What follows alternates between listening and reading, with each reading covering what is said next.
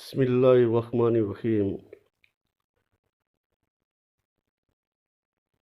بعض اوقات حاسدین ایسے ظالم ہوتے ہیں کہ کسی کے کاروبار کو چلتا ہوا دیکھ کر اس کا کاروبار ان سے برداشت نہیں ہوتا تو اس کے کاروبار کو بند کرا لیتے ہیں۔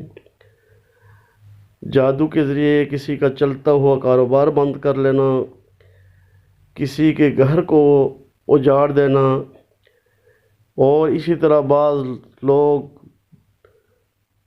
لوگوں کے رشتوں کی بندش کر لیتے ہیں کہ گھروں کے اندر کسی کے رشتے، اگر بچے جوان ہوں تو ان کے رشتوں کے اندر رکاوٹیں ڈال لیتے ہیں کہ وہاں پر کوئی رشتہ لینے کے لیے نہیں آتا ہے۔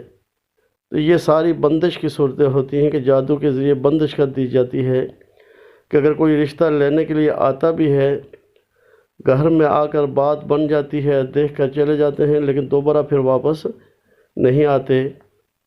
اسی طرح لڑکوں کے لیے رشتوں کی بندش ہو جاتی ہے کہ بعض اوقات لڑکوں کے رشتے ہو جاتے ہیں، لیکن بات طے ہونے کے بعد پھر دوبارہ وہ رشتہ ٹوٹ جاتا ہے۔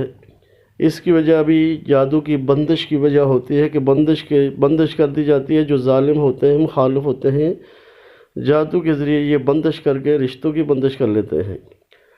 اور بعض اوقات اس بندش کے ذریعے مرد کو ناکارہ کیا جاتا ہے کہ وہ شادی کے قابل نہیں ہوتا ہے، ہم بستر کے قابل نہیں رہتا ہے، وہ اس کو جادو کے ذریعے ناکارہ کر دیا جاتا ہے کہ وہ شادی کرنا ہی نہیں چاہتا۔ اور اگر کسی نے شادی کی ہوتی ہے تو وہ اپنی بیوی سے نفرت کرتا ہے۔ یہ صرف کس وجہ سے کہ جادو کی بندش کی وجہ سے وہ بیوی سے نفرت کرتا ہے، بیوی کے پاس نہیں جاتا ہے، بیوی کو دیکھ کر اس کو نفرت ہوتی ہے۔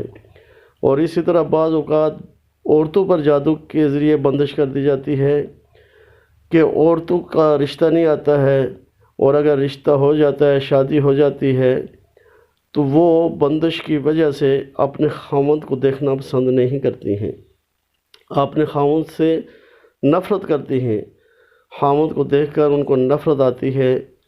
تو یہ بعض لوگ عورتوں پر جادو کر لیتے ہیں، بعض لوگ مردوں پر جادو کر لیتے ہیں۔ پھر کیا ہوتا ہے کہ اس گھر کے اندر لڑائی جھگڑا شروع ہو جاتا ہے۔ تو یہ تمام صورتیں جادو کی ہوتی ہیں۔ جادو کی وجہ سے مرد کو بیوی سے متنفر کیا جاتا ہے، اور بیوی کو اپنے خاوند سے متنفر کیا جاتا ہے۔ یہ تمام صورتیں جادو کی وجہ سے ہوتی ہیں۔ اور ایسے جادو سے نجات کے لیے مسنون دعائیں، مسنون اعمال کیے جائیں، جس طرح پہلے بھی میں بتا رہا ہوں کہ نماز کی پابندی کی جائے، مسنون دعائیں پڑھی جائیں۔ اور اس سے بچنے کے لیے کہ جب آپ علاج کرا چکے ہیں، ٹھیک ہو جائیں، تو دوبارہ اگر یہی بار بار ہوتا ہے تو پھر سمجھو کہ آپ کا دشمن آپ پر دوبارہ اس طرح کا وار کر لیتا ہے۔ تو پھر اس دشمن سے بچنے کے لیے کیا کرنا ہے کہ یا منتقم کا عمل جو ہے یہ روزانہ رات کو سوتے وقت 640 مرتبہ پڑھنا ہے۔ اول آخر 3 مرتبہ نماز والا درود ابراہیم پڑھنا ہے، اور 640 مرتبہ اس عمل کو روزانہ پڑھنا ہے جب تک آپ سے مستقل اس جادو سے نجات ہوتی ہے۔ مستقل جب تک ٹھیک نہیں ہوتے ہیں اس وقت تک یہ عمل مستقل کرنا ہے، اور اگر درمیان میں فائدہ ہو جاتا ہے تو اس کو چھوڑنا نہیں ہے، کم سے کم 40 دن تک اس کو مکمل پورا کرنا ہے۔ تو اس کے ساتھ جو ہے آپ کے دشمن سے نجات ہو جائے گی، اور جو دشمن دوبارہ آپ پر وار کرے گا تو یہ عمل دوبارہ اسی پر منتقل ہوگا، آپ پر نہیں ہوگا اس کا اثر۔ اس لیے یہ یا منتقم والا عمل پابندی سے کریں۔ وہ لوگ جن کی رشتوں کی بندش ہو رہی ہے، جن کا کاروبار چلتا ہوا کاروبار جو ہے وہ برباد ہو گیا ہے، کاروبار نہیں ہو رہا ہے، یا کسی کو ملازمت کا مسئلہ ہے کہ اس کو ملازمت نہیں مل رہی ہے، کسی جگہ نوکری نہیں مل رہی ہے، تو یہ ایسے حضرات جو ہے اس عمل کو پابندی سے کریں۔ اور جو جس عمل کے لیے کرے گا، اگر جو کاروبار کے لیے کرتا ہے وہ کاروبار کی نیت کر کے کرے، جو جادو سے چھٹکارے کے لیے کرتا ہے وہ جادو سے چھٹکارے کی نیت کر کے کرے، جو شادی کی رشتوں کی بندش سے نجات کے لیے کرتا ہے تو وہ اس کی نیت کر کے کرے، جو عمل جس کے لیے کرنے چاہے اس کی نیت کر کے کریں تو اللہ پاک جو ہے نا مسئلہ حل فرمائیں گے۔